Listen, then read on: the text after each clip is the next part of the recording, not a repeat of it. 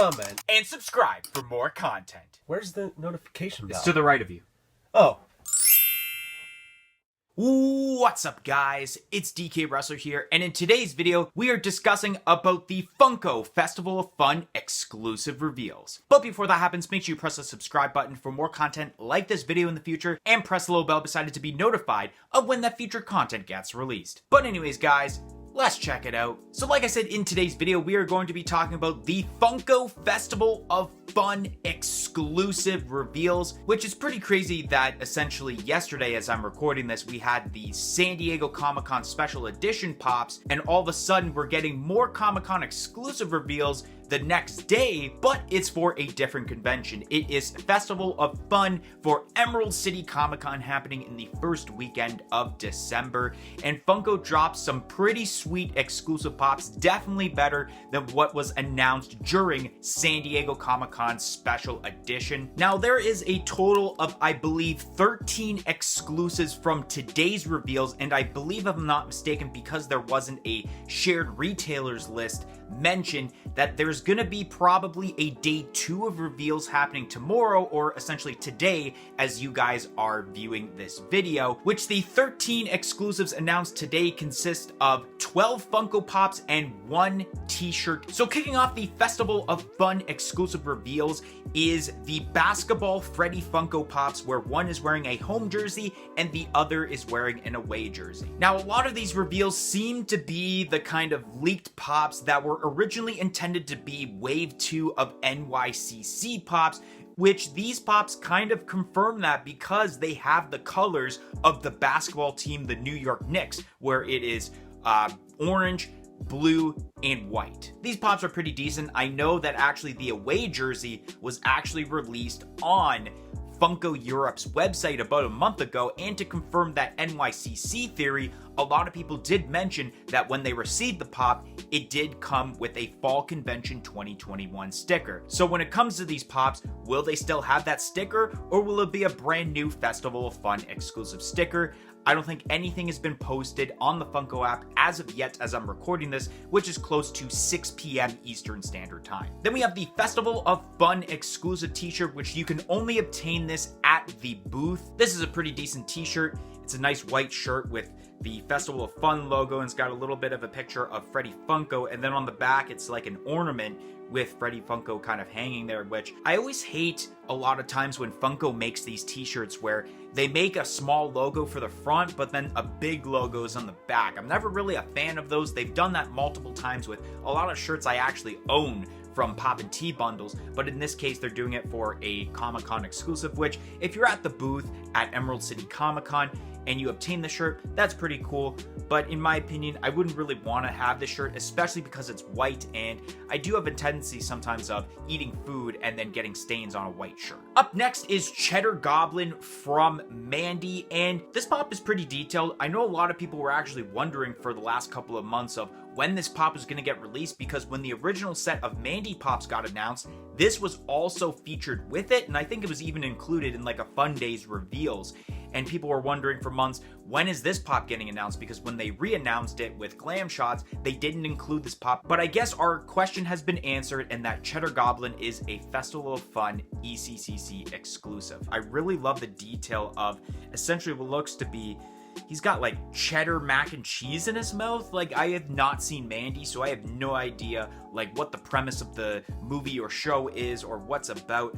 But I really like the yellow eyes and how it really pops off of the green skin there for this character. And I don't exactly know what is in his hand. Maybe it's a book that's called the Cheddar Goblin. I don't exactly know. That's what it looks like, but I could be totally wrong. If you know more info about the Cheddar Goblin and Mandy overall, just leave a comment in the comment section below. Next up, we have ourselves Kyle as Tooth Decay from South Park, and it was really cool to see a Comic-Con exclusive South Park pop, because I actually don't remember the last time we had a Comic-Con exclusive South Park pop.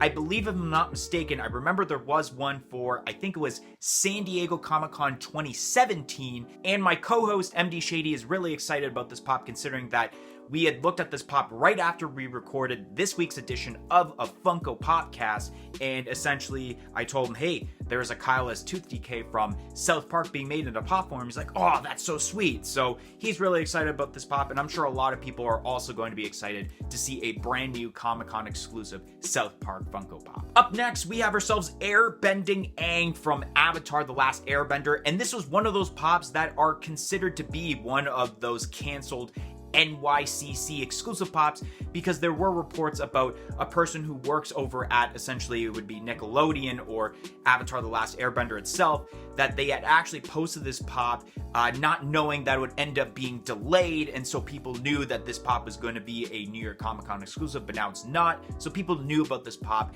in advance. This is actually pretty cool. I kind of like the whole swishing effect involved with this pop. I don't really know per se, in my opinion, if this is like one of my least favorites or favorite Avatar: The Last Airbender pops. I would have to look at the more recent waves and essentially the older waves again to kind of give you guys a better opinion about that. But this is actually pretty decent, and I'm sure a lot of fans, including my boy over at Money's Vault, is really excited about this Funko Pop being released for Festival of Fun. Up next was a huge surprise with the PlayDoh Pete, and there's actually two variants that are going to be released for Festival of Fun. We have essentially a red attire with the red hat and the shirt, and there's also going to be a blue attire with the hat and the shirt. This is really cool. I think it's a long time coming that we have a PlayDoh Pete pop, because we did get the mystery minis for the retro toys, and then eventually Funko did announce a PlayDoh pop, but it was more of the retro toys actual Play-Doh container as a Funko Pop, and unfortunately not the Play-Doh Pete that we wanted.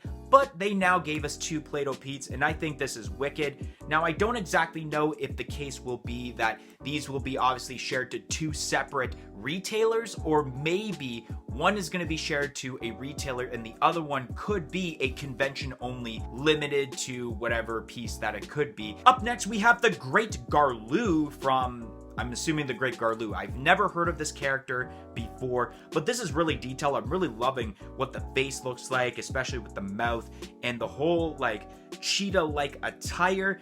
I don't exactly know what fans are thinking about this, because I haven't had a chance to actually look at the comments yet from social media platforms like Instagram and Facebook over what they think of this character, if they know who it is. Next up, we have the Witcher pop of Geralt. It looks like a more casual Geralt character, which, funny enough, this past week, or at least last week maybe, we did get a new wave of the Witcher pop, so this is perfect timing in this sense. This is pretty decent. Once again, this was also one of those NYCC canceled pops that kind of leaked out there and people already knew about in advance. This is pretty decent, and I'm sure a lot of fans of The Witcher are going to get this pop, especially if they already plan on getting the whole wave of that brand new set that just got announced by Funko. Next up, we have ourselves Trax from Transformers, a part of the Retro Toys lineup, and once again, this was one of those pops that originally was intended to be an NYCC exclusive. I'm always impressed with the Transformers pops because Funko always puts